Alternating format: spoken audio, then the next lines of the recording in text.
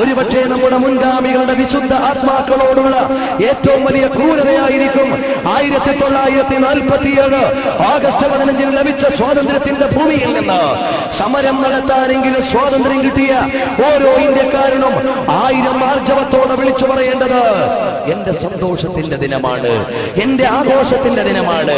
കാരണം എന്റെ രാജ്യത്തിന് സ്വാതന്ത്ര്യം കിട്ടിയ സ്ഥലമാണ്, അല്ലെങ്കിൽ ദിനമാണ്. പ്രിയപ്പെട്ട സഹോദരങ്ങളെ, അതുകൊണ്ട് രാജ്യത്തെ ഭരണകൂടങ്ങൾ മാറി മറിഞ്ഞു വരുമ്പോ ഒരുപാട് വ്യത്യസ്തങ്ങളായ വീക്ഷണങ്ങൾ പ്രതിവിഭാഗത്തിനും അനുകൂല വിഭാഗത്തിനും ഉണ്ടാകാം. അവരോടെല്ലാം ഞങ്ങൾക്ക് പറയാനുള്ളത്, അതിന്റെ എല്ലാം ഇടയിലും നമ്മൾ അനുഭവിച്ചുകൊണ്ടിരിക്കുന്ന സ്വാതന്ത്ര്യത്തിന്റെ മൂല്യം നമ്മൾ മറന്നുപോയിക്കൂടാ. എന്തേ നിങ്ങൾ ആലോചിക്കാത്തത്? ഒരു രാജ്യത്തിന്റെ സ്വാതന്ത്ര്യത്തിന് വേണ്ടി നമ്മളെല്ലാവരും സമരം ചെയ്തപ്പോ നെഹ്റുവും ജിന്നയും ആസാദുമെല്ലാം ഒരു രാജ്യത്തിന്റെ സ്വാതന്ത്ര്യത്തിന് വേണ്ടി സമര പോരാട്ടം നടത്തിയപ്പോൾ 1947 അർദ്ധരാത്രിയിൽ 2 രാജ്യത്തിന് സ്വാതന്ത്ര്യം തന്നിട്ടാണ് ബ്രിട്ടീഷുകാരൻ പോയത്.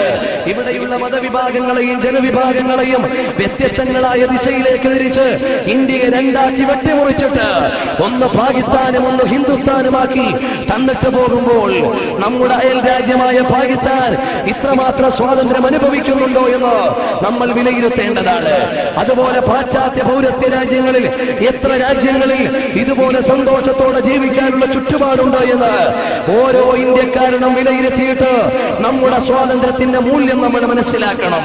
രണ്ടാമതായി ഓർമ്മപ്പെടുത്താനുള്ളത്, പ്രിയപ്പെട്ട സഹോദരങ്ങളെ, ജനാധിപത്യ മതേതരത്വ രാജ്യമായ ഇന്ത്യ മഹാരാജ്യം ഏതെങ്കിലും ഒരു മതക്കാരന്റെ രാജ്യമല്ല.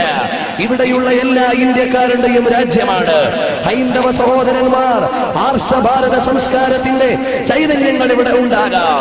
അതുപോലെ തന്നെ ക്രൈസ്തവ സഹോദരന്മാർ അവർ ഇന്നലകളിൽ അവിടുന്ന് ദൈവദൗത്യവുമായി ഇവിടെ എത്തിച്ചേർന്നിട്ട് സമാധാനത്തിന്റെയും സൗഹാർദ്ദത്തിന്റെയും സന്ദേശങ്ങൾ ഇവിടെ പഠിപ്പിച്ചിട്ടുണ്ടാകാം. ബിബ്ലിക്കൽ റഫറൻസുകളും ഗീതയുടെ സന്ദേശങ്ങളും വിശുദ്ധമായ ഖുർആനിന്റെ സന്ദേശങ്ങളും മനുഷ്യനെ മനുഷ്യനായി കാണാനും ഇന്ത്യക്കാരനാണെങ്കിലും പേർഷ്യക്കാരനാണെങ്കിലും പൗരത്വനാണെങ്കിലും പടിഞ്ഞാറനാണെങ്കിലും എവിടെയാണെങ്കിലും മാനുഷികമായ മൂല്യങ്ങളെ സംരക്ഷിക്കണമെന്നാണ് മതദർശനങ്ങളും വിശിഷ്യ ഞങ്ങൾ പ്രതിനിധാനം ചെയ്യുന്ന പരിശുദ്ധമായ ഖുർആനും പഠിപ്പിക്കുന്നത്. അതുകൊണ്ട് ആധുനിക ഇന്ത്യയുടെ ചുറ്റുപാടിൽ മതങ്ങളുടെ വേർതിരിവോടുകൂടി ഈ രാജ്യത്തെ ജനവിഭാഗങ്ങളെ വെട്ടിമുറിക്കാൻ ശ്രമിക്കുന്നവരുണ്ട്. ഒരുപക്ഷെ ഇന്നലെ മാതൃഭൂമിയിൽ വന്ന ലേഖനം നിങ്ങൾ വായിച്ചിട്ടുണ്ടാകാം. നമ്മുടെ അയൽ രാജ്യമായ ചൈന നമ്മുടെ രാജ്യത്തെ വെട്ടിമുറിക്കുവാനും ഒരുപക്ഷെ ഒരു അധിനിവേശത്തിന് ശ്രമിക്കുവാനും ചിന്തിക്കുന്നില്ല എന്ന് പറയാൻ നമുക്ക് പറ്റില്ല. അതുകൊണ്ട് ജാഗരൂകരായി ഈ രാജ്യത്തെ ഒരുമയ്ക്ക് വേണ്ടി കാത്തിരിക്കണമെന്ന് ഇവിടെയുള്ള എല്ലാ മീഡിയകളും രാജ്യത്തെ സ്നേഹിക്കുന്നവരും വിളിച്ചു പറയുമ്പോൾ എന്റെ ശബ്ദം ശ്രമിക്കുന്ന ഹൈന്ദവ സഹോദരന്മാരോട്, മുസ്ലിം സഹോദരന്മാരോട്, ക്രൈസ്തവ സഹോദരന്മാരോട്, ബുദ്ധമതക്കാരോട്, മതമില്ലാത്തവരോട് എല്ലാവരോടും വിളിച്ചു പറയാനുള്ളത്, മുല്ലയും റോസയും ജമന്തിയും എല്ലാം ഒരുമിച്ച് വിസരിച്ചു നിൽക്കുന്ന ഇന്ത്യയായ പൂന്തോട്ടം, ഈ പൂന്തോട്ടത്തെ മതത്തിന്റെയും വർഗത്തിന്റെയും ഡിസ്ക്രിമിനേഷൻ വരുത്തിയിട്ട് ഇവിടെ എന്തൊക്കെയോ നേടിയെടുക്കാൻ പല ദുരൂഹ ശക്തികൾ ശ്രമിച്ചുകൊണ്ടിരിക്കുകയാണ്. അതുകൊണ്ട് അതിന് വശംവദരാകാതെ എന്റെ ഇന്ത്യ ഹിന്ദുവിന്റെയും മുസ്ലിമിന്റെയും ക്രൈസ്തവന്റെയും എല്ലാ മതക്കാരന്റെയും രാജ്യമാണെന്ന് മനസ്സിലാക്കി ഒരുമയോടെ എന്റെ ഇന്ത്യ എന്റെ ഭാരതം എന്ന ചിന്തയിലേക്ക് എത്താൻ നമുക്ക് കഴിയണം. അല്ലെങ്കിൽ നഷ്ടം നമ്മുടെ രാജ്യത്തിനാണ് വരിക. ഹൈന്ദവൻ മരിച്ചാലും ക്രൈസ്തവൻ മരിച്ചാലും ഈ റോഡിൽ കിടന്നുകൊണ്ട് ജീവനോട് മല്ലടിക്കുന്നത് ഏതു മനുഷ്യനാണാലും ശരി, അവന്റെ മതത്തെക്കാളുപരി അവന്റെ മാനുഷികമായ മൂല്യത്തെ പരിഗണിക്കാൻ പരസ്പരം നമുക്ക് സാധിക്കുമ്പോഴേ ഈ രാജ്യത്തെ വലുതാക്കി കൊണ്ടുവരാൻ കഴിയുകയുള്ളൂ.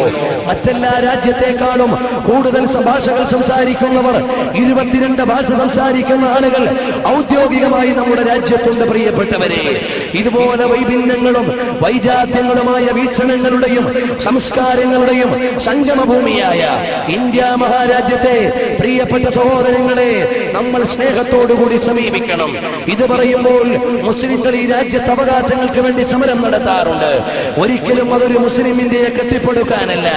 അങ്ങനെയായിരുന്നെങ്കിൽ ഇന്ത്യ മഹാരാജ്യത്തെ ഏറ്റവും കൂടുതൽ കാലം ഭരിച്ചതാരായിരുന്നു? മുഗളന്മാരായിരുന്നു. അക്ബറിന്റെയും അതുപോലെ തന്നെ ഔറംഗസീബിന്റെയും അടക്കമുള്ള തുഗ്ലക്കടക്കമുള്ള ഭരണാധികാരികൾ മുഗളന്മാരുടെ കയ്യിൽ ഈ രാജ്യം മുഴുവനും ഇതിനേക്കാൾ വലിയ വിസ്തൃതിയോടുകൂടി കയ്യിലമർന്നിരുന്നപ്പോ അക്ബറോ ഔറംഗസീബോ തുഗ്ലക്കോ ഷെർഷയോ ഏതെങ്കിലും ഒരു ഭരണാധികാരി ഇന്ത്യയെ ഇസ്ലാമികവൽക്കരിക്കണമെന്ന് ആലോചിച്ചിരുന്നെങ്കിൽ ആ നിമിഷം ഞൊടിയുടെ കൊണ്ട് ഇന്ത്യയെ മാറ്റിമറിക്കാൻ അവർക്ക് കഴിയുമായിരുന്നു. പക്ഷേ നൂറ്റാണ്ടുകൾ നീണ്ടുനിന്ന ഭരണത്തിന്റെ വ്യവസ്ഥിതിയുടെ നടുവിലും ഈ രാജ്യത്തെ മതവൽക്കരിക്കാൻ അവർ ശ്രമിച്ചില്ല.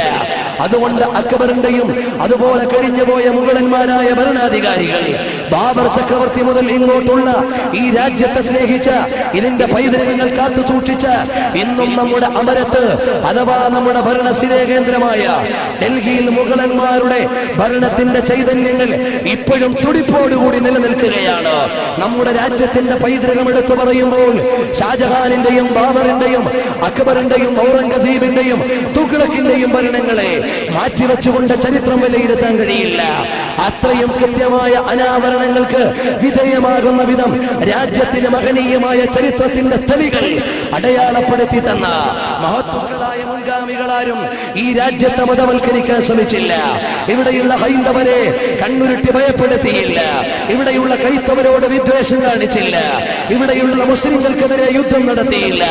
വാവലും അയ്യപ്പനും ഒരുപോലെ നിന്ന പാരമ്പര്യമാണ് ഇന്ത്യയുടെ ചരിത്രത്തിനുള്ളത്, നമ്മുടെ കേരളത്തിന്റെ ഇന്നലകൾക്കുള്ളത്. അതുകൊണ്ട് പ്രിയപ്പെട്ട സഹോദരങ്ങളെ, ഒരുമയോടെ സ്വരുമയോടെ മുന്നോട്ട് പോയി ഈ രാജ്യത്തെ ബഹുമത സമൂഹങ്ങളെയും വിഭിന്ന സംസ്കാരങ്ങളെയും സൗഹാർദ്ദത്തോടെ സ്വീകരിക്കാൻ ഇന്ത്യക്കാരായ നമുക്ക് കഴിയണം. ഇതെല്ലാം പറയുമ്പോൾ ഒരു കാര്യം കൂടി ഞാൻ ഓർമ്മപ്പെടുത്താൻ ആഗ്രഹിക്കുകയാണ്. 1947 ഓഗസ്റ്റ് 15 സ്വാതന്ത്ര്യം ലഭിച്ച ഇന്ത്യ മഹാരാജ്യം, ഈ ഇന്ത്യ മഹാരാജ്യം 63ാമത് സ്വാതന്ത്ര്യ ദിനം ആഘോഷിക്കുമ്പോ ഈ രാജ്യത്തെ ആപാദചൂടം ഞെട്ടിത്തരിപ്പിച്ച ഏതെങ്കിലും ഒരു സംഭവത്തിന്റെ പിന്നിൽ മുസ്ലിംകൾ പ്രതികളല്ല. നിങ്ങൾ ആലോചിച്ചു നോക്കിയിട്ടുണ്ടോ? 1947 ഓഗസ്റ്റ് 15 സ്വാതന്ത്ര്യം കിട്ടിയ ഇന്ത്യ പിന്നീട് കേട്ട ഏറ്റവും വലിയ ദീനരോധനം ഏതായിരുന്നു? ഈ രാജ്യങ്ങളുടെ ആദ്യത്തെ ദുഃഖമേതായിരുന്നു? സ്വതന്ത്ര ഭാരതത്തിന്റെ ഒന്നാമത്തെ ദുഃഖമേത്?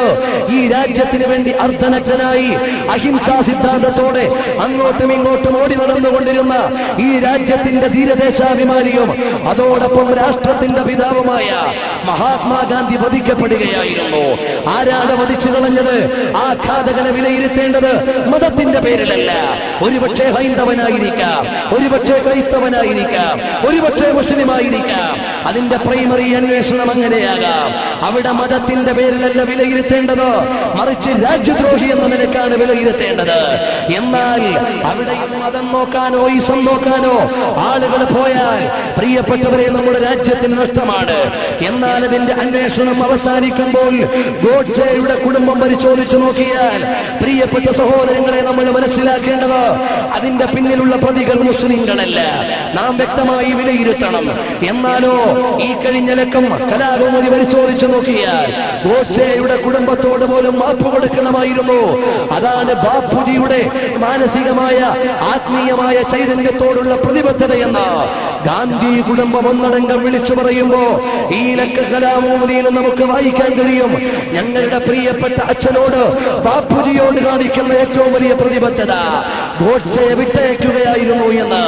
വളരെ വിശാല മനസ്കതയോടുകൂടി ചിന്തിക്കാൻ ഒരു സമൂഹത്തെ അഹിംസാ സിദ്ധാന്തത്തിലേക്ക് പഠിപ്പിച്ചു വെച്ച ഗാന്ധിജിയുടെ വധമാണ് ഇന്ത്യ കണ്ട സ്വതന്ത്ര ഭാരതം കണ്ട ആദ്യത്തെ ട്രാജഡി. അതിന്റെ പിന്നിലുള്ള പ്രതികൾ മുസ്ലിങ്ങളല്ല. ഇങ്ങോട്ട് പല സംഭവങ്ങളും അതുപോലെ അരങ്ങേറുകയുണ്ടായി. ഓപ്പറേഷൻ ബ്ലൂ സ്റ്റാർ നിങ്ങൾക്ക് ഓർമ്മയില്ലേ? ഇന്ദിരാഗാന്ധിയുടെ വധം നിങ്ങൾക്കറിയില്ലേ? രാജീവ് ഗാന്ധിയുടെ വധം നിങ്ങൾക്കറിയില്ലേ? ബാബരി മസ്ജിദിന്റെ തകർച്ച നിങ്ങൾക്കറിയില്ലേ? ഇതുപോലെ ഒരുപാട് സ്ഥലങ്ങളിൽ ഈ രാജ്യത്തിന്റെ അസ്തിത്വത്തിനെതിരെ വെല്ലുവിളിയും സമരങ്ങളും അല്ലെങ്കിൽ സ്ഫോടനങ്ങളും നടന്നപ്പോ അതിന്റെ ഒന്നും പിന്നിൽ പ്രതികളായി പ്രവർത്തിച്ചത് ഇവിടുത്തെ മുസ്ലിം ജനവിഭാഗമായിരുന്നില്ല. എന്റെ അഭിപ്രായത്തിൽ, അല്ലെങ്കിൽ ഞങ്ങൾ പ്രതിനിധാനം ചെയ്യുന്ന പ്രസ്ഥാനത്തിന്റെ അഭിപ്രായത്തിൽ, രാജ്യത്തിനെതിരെ എന്തെങ്കിലും ഒരു സംഭവം വന്നാൽ അത് മതത്തിന്റെ കണ്ണിലൂടെയല്ല നോക്കേണ്ടത്, രാജ്യത്തിന്റെ കണ്ണിലൂടെയാണ്. ഏത് മതക്കാരനാണെങ്കിലും അവൻ